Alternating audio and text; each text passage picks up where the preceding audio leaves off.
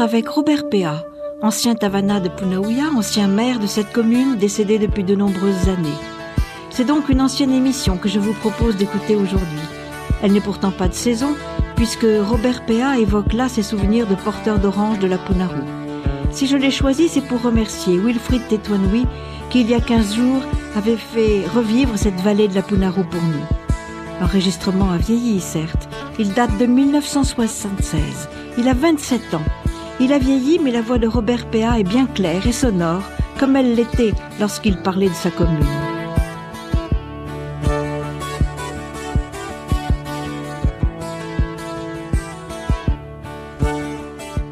À quel âge, pour la première fois, Robert Péa, êtes-vous monté au plateau? Vous en souvenez-vous? Pour la première fois que je suis monté dans la vallée de la Punarou, au plateau des Oranges, et à l'âge de 9 ans. Et cette année-là, c'est l'inauguration de l'hébergement dans la vallée, à 9 ans. C'est en 1935. C'était à cette époque que le chef du district, nommé Teshotua Tei, avait organisé un genre de société parmi les habitants porteurs d'oranges pour la construction de cet abri dans la vallée. Et c'est à cette époque, à cette date 1935, que c'est la première fois que je vais dans la vallée. Vous avez trouvé ça fatigant? Et à mon âge 9 ans, non. Non, j'ai pas trouvé fatigant, puisque en étant enfant, on courait, on marchait vite, plus vite que les grandes personnes de cette époque-là. Et pendant cette inauguration, c'était, si mes souvenirs sont bons, c'était au mois de février 1935. Et les oranges commençaient à mûrir, mais c'est pas la saison de la cueillette. Mais en revenant chez nous à domicile, j'ai porté des oranges dans un petit sac. Vous avez commencé à quel âge à être vous-même ramasseur d'oranges, porteur de fruits? Et c'était pendant la Grande Guerre, aux environs de 1940. C'est là que j'avais quitté l'école et accompagné de mon père, nous allons aux oranges dans la vallée de Punarou. Et pour commencer à porter, je portais toujours dans un sac, hissé sur l'épaule. Et par la suite, à l'âge de 15-16 ans, c'est là que j'ai eu l'habitude de porter sur les bons bouts, des deux côtés, pendus des glandes des deux côtés. Depuis, Robert Péa, vous vous êtes occupé longtemps de toute cette société des porteurs de fruits. Alors, comment cela se passe-t-il? Et comment cela se passait-il autrefois? Quand est-ce qu'on déclarait la saison ouverte? Et qui déclarait la saison des oranges ouverte? De 1935 à 1940, il y a une société formée des habitants porteurs d'oranges à cette époque-là. Et il n'y avait pas de statut. Et les jaloux ont trouvé à cette époque-là que le chef du district avait simplement le pouvoir de faire cette association lui-même, qui n'avait pas de statut.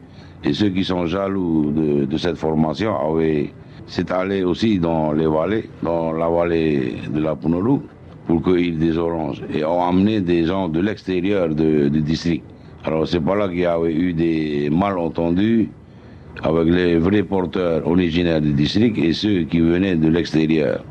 Et cet mécontentement s'est rallongé depuis plusieurs années et vient après des élections nouveaux des chefs de district. Le nouveau chef de district avait trouvé des moyens pour pouvoir avoir un statut avec ma collaboration et des autres porteurs. Et c'était en 1954 que nous avons eu un statut pour la vallée à orange de la Punarou et qui est dirigé par des membres élus de la même population porteurs des oranges. C'est donc maintenant une organisation tout à fait au point et les porteurs de fruits ne sont que des habitants de Punaouia.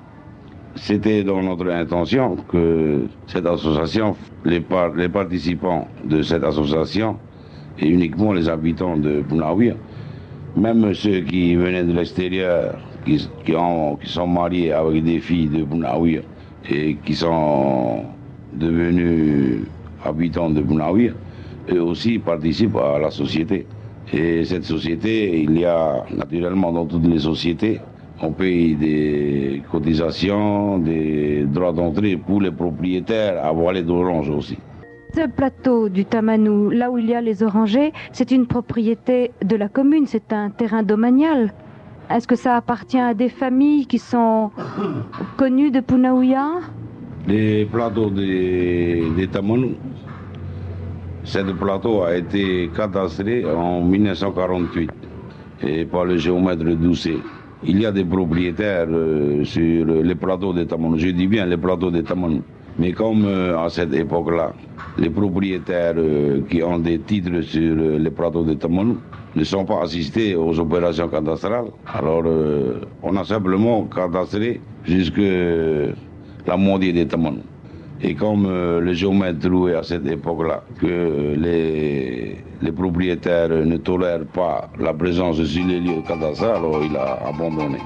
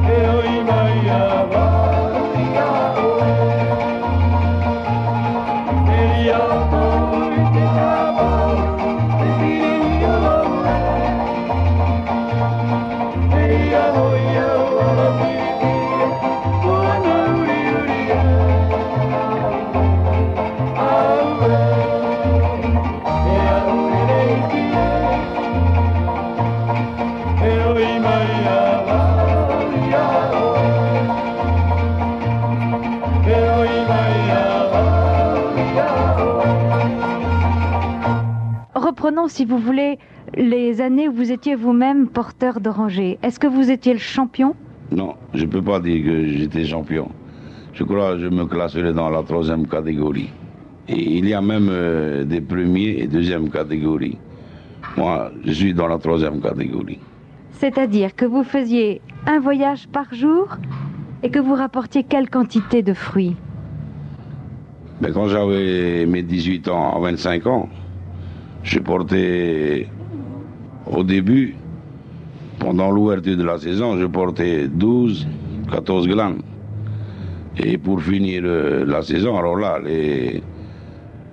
la machine est rodée, portée dans les 16-18 grammes. 16-18 glanes, ça fait combien de kilos? On va calculer. Une glane, ça doit faire combien? 6 kilos? 90 kilos? Alors vous portiez quelquefois 90 kilos dans la journée? Je dis bien, lorsque la machine c'est-à-dire à ce moment-là, le moteur était rodé. Oui. Mais au début, pendant l'ouverture, on ne peut pas porter à ce poids-là. Je suppose que c'est le Tavana ou le chef de l'association, le président de l'association qui déclare la saison des oranges ouvertes. Comment le sait-on? Comment rassemble-t-on et décide-t-on d'une date où on va partir pour la première fois au Tamanou? C'était un arrêté de 1954 de l'Assemblée territoriale. Je crois que c'était au mois de mai. C'est un arrêté qui prévoit que tous les années, l'ouverture des oranges se fait sur la proposition du président du conseil du district et avec l'avis du chef de circonscription à cette époque-là. Et aussi bien pour la fermeture, c'est sur la proposition du président du conseil du district que la fermeture se fait toujours avec l'avis du chef de circonscription à cette époque et des services intéressés, par exemple le service de l'agriculture, le procureur, lui, il est aussi avisé de l'ouverture et des cas de conflit.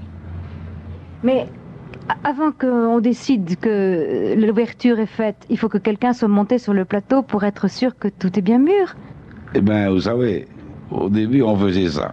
On envoyait des jeunes gens qui sont bien habitués dans la vallée pour voir si les oranges sont bien mûres et on peut ouvrir la saison. Eh bien, on faisait ça. Mais vous savez très bien que pour les oranges, aussi bien pour toutes les choses, il y a aussi quelques... Ils viennent et ils disent pas tout à fait la vérité, oui ou non. Alors maintenant, on ne voit plus les gens voir si les oranges sont mûrs ou non. Alors la date que nous envoyons les gens pour la cueillette, c'était uniquement le 1er juillet de chaque année. Et alors, est-ce qu'on envoie quelqu'un pour couper les grandes herbes, pour faire un peu retrouver la piste, pour nettoyer le chemin? Eh bien, comme je vous ai dit tout à l'heure, cette association que nous avons formée, qui compose de 80 à 100 personnes, alors à chaque année, on rassemble ces personnes-là et ils partent tous ensemble le même jour dans la vallée pour le débroussage du chemin. Et ce chemin, vous croyez qu'il a changé depuis 100 ans que les habitants du district vont chercher les oranges?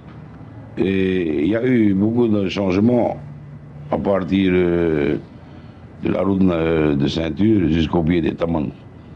Mais du pied des Tamanou jusqu'au-dessus du plateau des Tamanou et allant jusqu'à l'abri de la population, il n'y a pas eu de changement.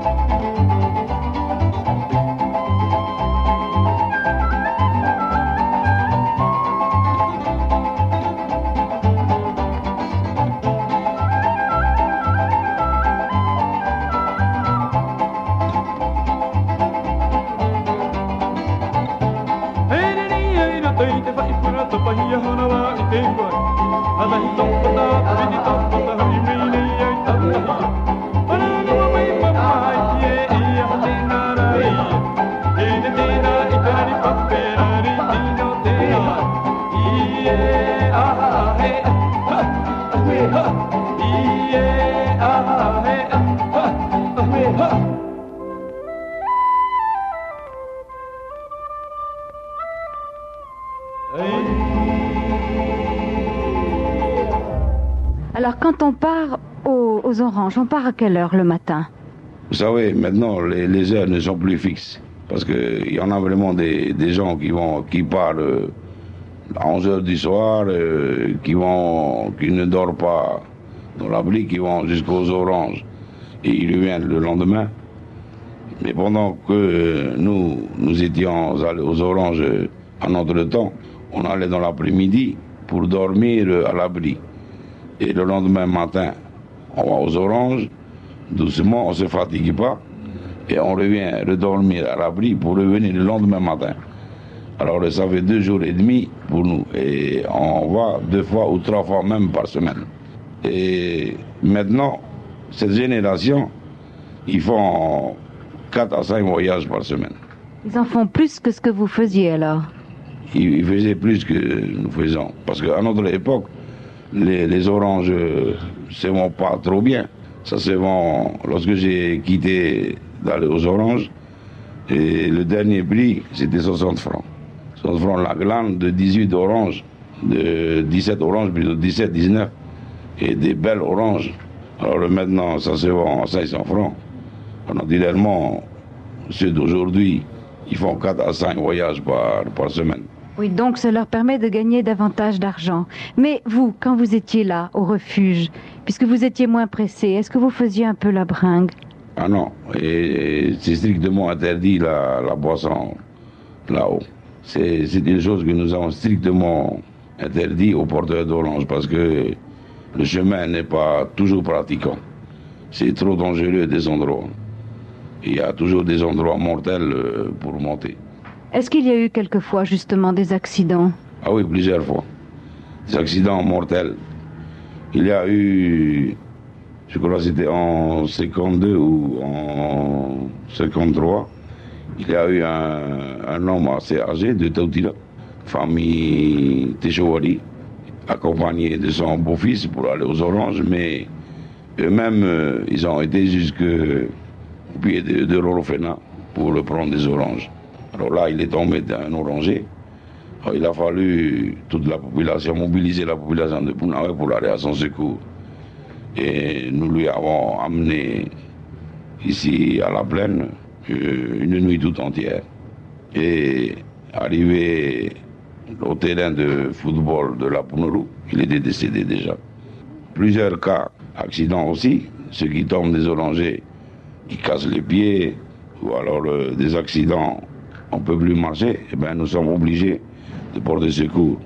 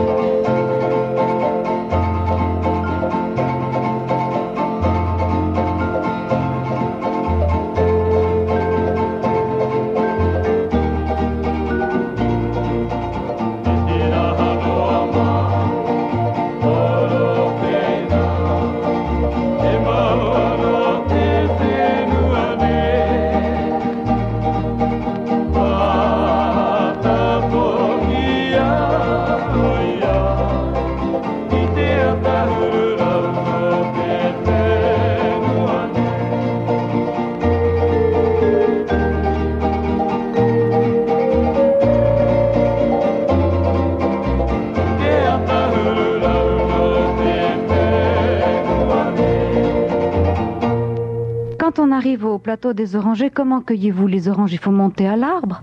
Naturellement, il faut monter à l'arbre. Et avec ça, il y a plusieurs façons pour attraper les oranges. Parce qu'en montant des oranges, il faut être aussi comme l'écureuil, si vous voulez, pour cueillir les oranges. Il faut être acrobate. Et là, vous avez un petit sac, une corde qui pend, vous fait descendre votre sac. Alors, il n'y a personne en bas pour chaviller. Alors, vous attachez l'autre extrémité de la corde sur le dessous du sac. Pour pouvoir vous-même renverser votre orange en arrivant par terre et remonter le sac. Et combien de temps peut-on rester assis dans l'arbre? Et en moyenne, ceux qui sont vite, ils font 3/4 d'heure, 1 heure dans l'arbre.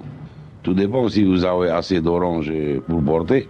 Vous descendez, vous montez dans le deuxième arbre. Si dans le premier arbre, vous avez suffisamment d'oranges, ben c'est suffisant. Vous descendez au pied de l'arbre, vous ramassez, vous le mettez dans le sac et vous les attachez au bon bout et après vous partez. À quel moment vous faites les glanes alors? Ben lorsque, en notre temps, lorsque nous allons aux oranges, nous préparons les glanes sur les plateaux même à orange. Nous n'avons pas l'habitude de mettre dans les sacs. Bien après, les porteurs ont trouvé plus vite de mettre dans le sac en portant les oranges. Et ils viennent à la maison, chez eux, à la plaine, pour remettre dans les graines. Mais est-ce que vous ne pensez pas quand même que l'orange souffre à être transportée comme ça dans des sacs? Mais c'est exactement exact, c'est la vérité. Les oranges en entassant dans le sac est arrivé une demi-journée ou une journée tout entière à la plaine, ça, c'est pas tout à fait en bon état.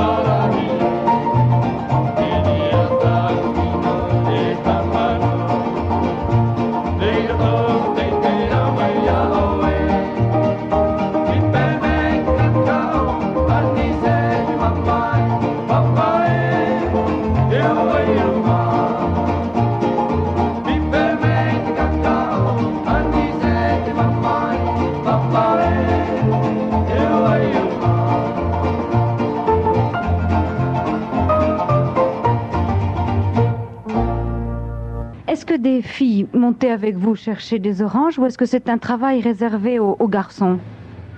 Dans notre temps, il y a bien des filles, même des dames porteuses d'oranges. Et je peux bien citer une dame, deux dames même, c'était Madame Benet Alexis, dite Manayvene.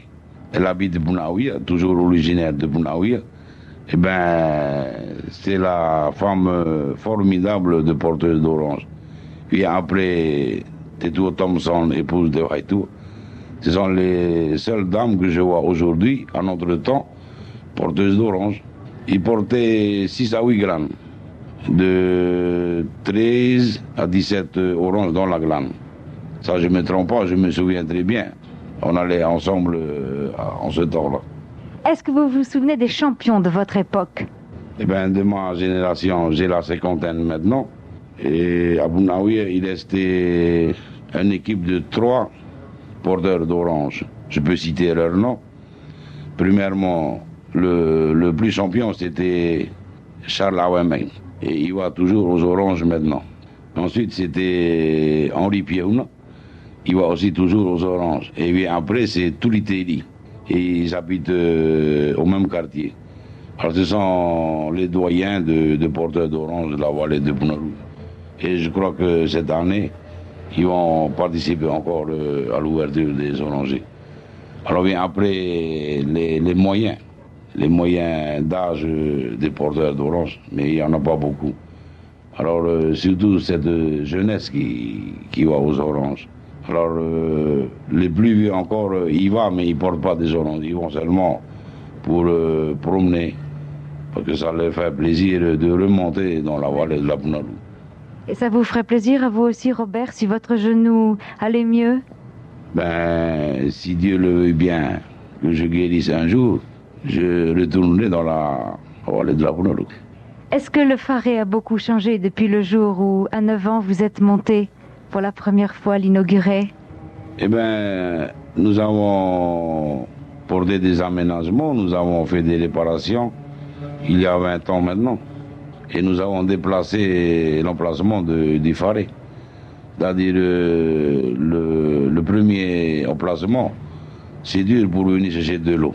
Alors l'endroit où il existe à l'heure actuelle, c'est à côté de l'eau. Alors c'est la seule inconvénient de notre temps, puisque les vieux de notre temps n'ont pas bien réfléchi qu'il fallait construire le Faré auprès de l'eau pour pouvoir bien se ravitailler en eau. Alors c'est là que nous avons changé, déplacé la maison et trouvé un endroit plus près de l'eau.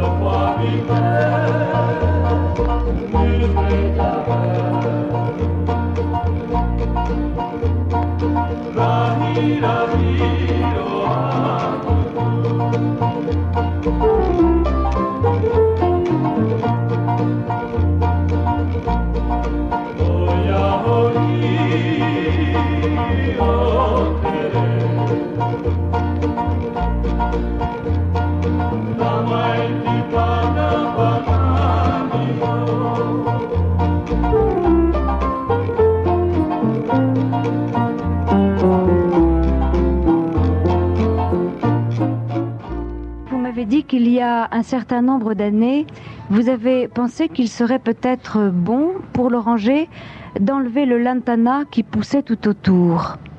Eh bien, comme l'association qui existe à Bounaouia pour les orangers, les oranges plutôt, et cette association, nous avons demandé à l'agriculture des plants que nous avons plantés dans la vallée. nous avons fait des essais de planter des marcottes. Et en même temps, nous avons fait un débroussage des lantanins qui entourent les pieds des orangers. Et 2 ans plus tard, nous avons trouvé que nous avons fait un gros erreur, puisque, à notre point de vue, les orangers ne veulent pas pousser tout seuls, bien dégagés.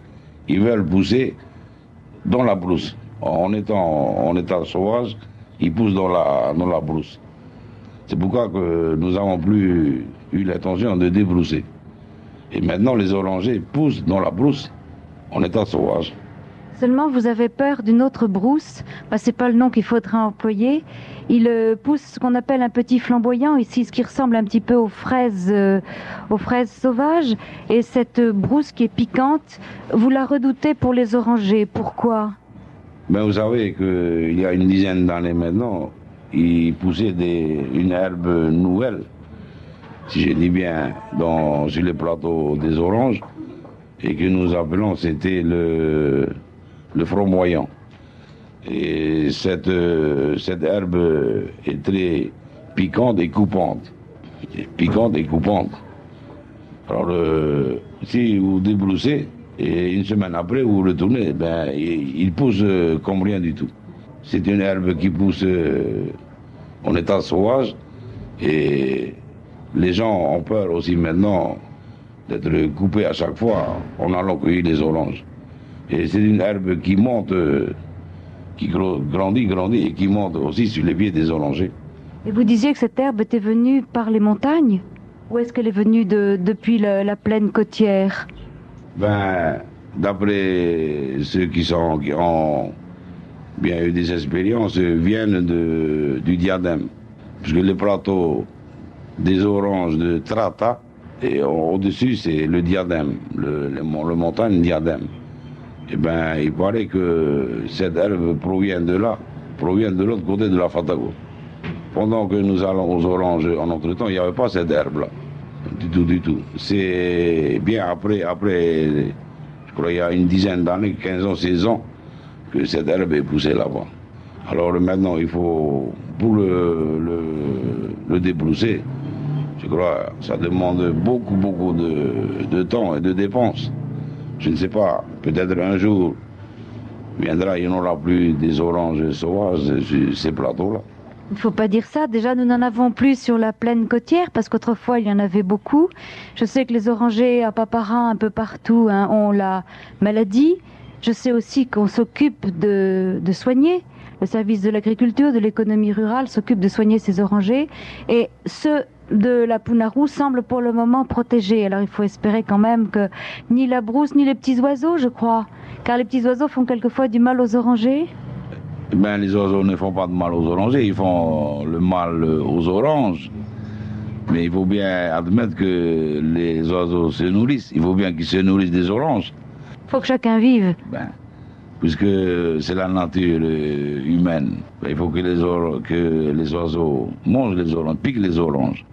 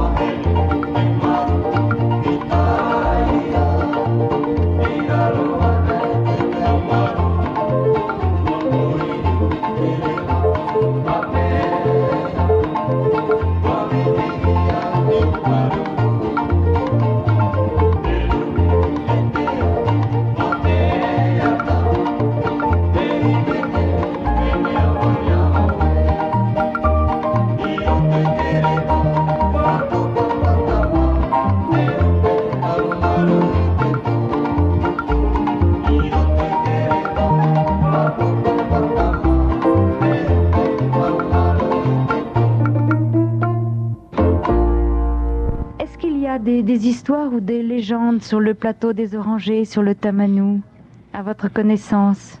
Vous savez, je ne suis pas trop expérimenté pour ça, mais j'ai appris par certains vieux du temps où nous allons aux Oranges, puisque dans la nuit, on fait que discuter, raconter des histoires de la dite vallée. Et il y a bien beaucoup de choses qui se trouvent dans la vallée de Punarou. Beaucoup de choses. Et il faut y voir de près.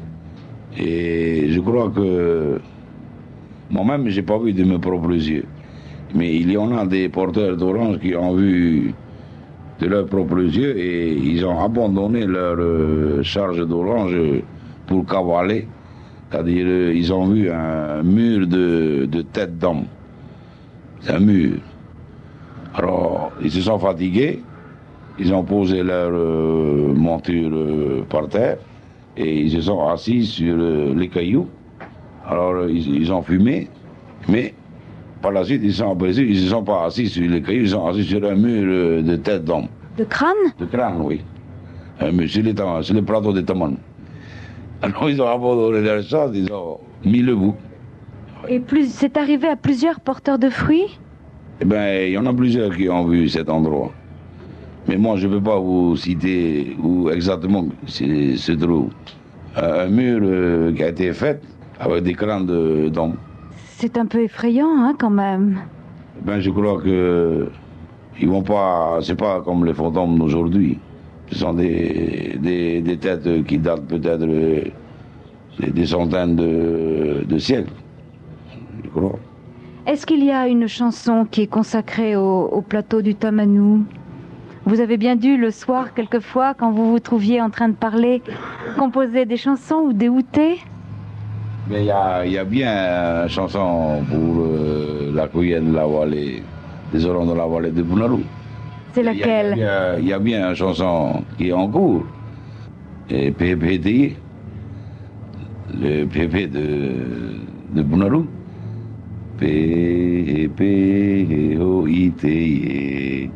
Paine ine Tamari Punarou No te tomorai te anani Ini ai te tamanu Te oiti whaate ni o te apora Ahaere i mua Wahiti mai te marama Ini ai ara nua nua e tahiri noa mai te upe Punarou Auera o te aurahi e whira noa mai oro whena te veia no te whenua ne wa tapoia oia I te atahururau no te whenua ne.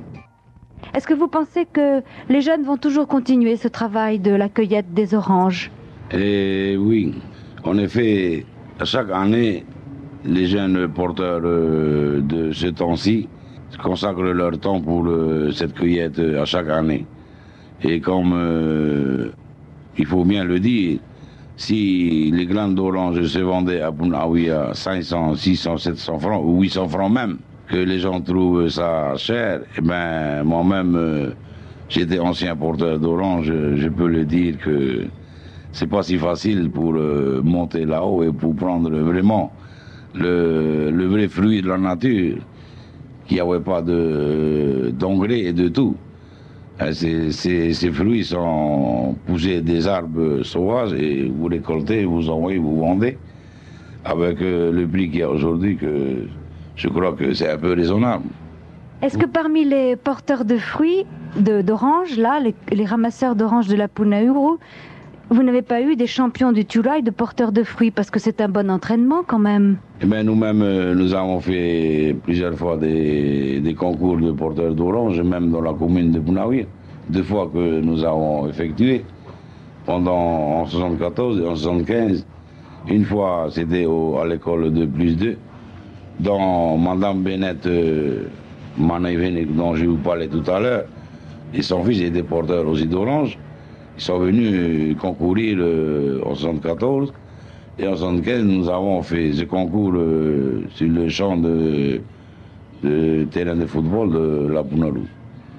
Ben, depuis que j'étais plus maire, personne n'a plus pensé à ça. En tout cas, ceux qui sont au conseil municipal d'aujourd'hui ne sont pas des porteurs d'orange comme nous. Ben, comme je vous l'ai dit, si Dieu le veut bien me guérir mes genoux, ben, c'est cher pour moi cette vallée. Je suis monté en étant enfant, en étant gosse. Et aujourd'hui, j'ai ma cinquantaine, j'ai toujours l'estime de cette vallée.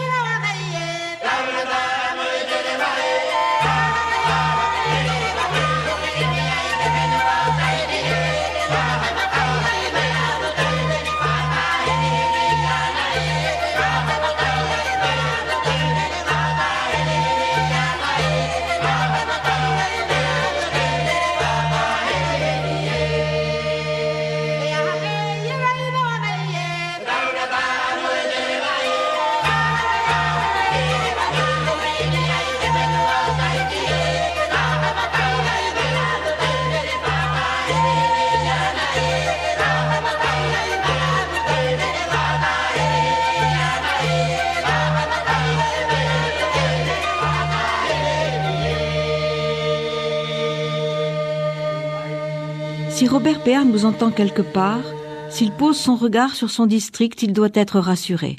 L'association est toujours dynamique, qui comprend 250 membres. Certes, tous ne sont pas des grimpeurs, mais les anciens sont là, qui conseillent les jeunes, et ils étaient 125 en juillet, à s'élancer à la cueillette des oranges. Chaque année voit son champion. Je pense à Jean-Claude Taoura, Piaouna, qui ont été les meilleurs en leur temps. Mais il ne faudrait pas oublier les femmes qui, elles aussi, ont été d'extraordinaires, d'intrépides porteuses d'oranges. Mama Twaine, Madame Avemaï, Célestine Colombani, Madeleine Bennett, Terry Manao, Popoti Teuritawa, et bien d'autres peut-être dont je n'ai pas retrouvé le nom. Pourquoi partaient-elles vaillamment, ces femmes, sur le plateau ? Parce que leurs maris faisaient leur service militaire, et que cette cueillette rapportait quelques sous souvent bien nécessaires.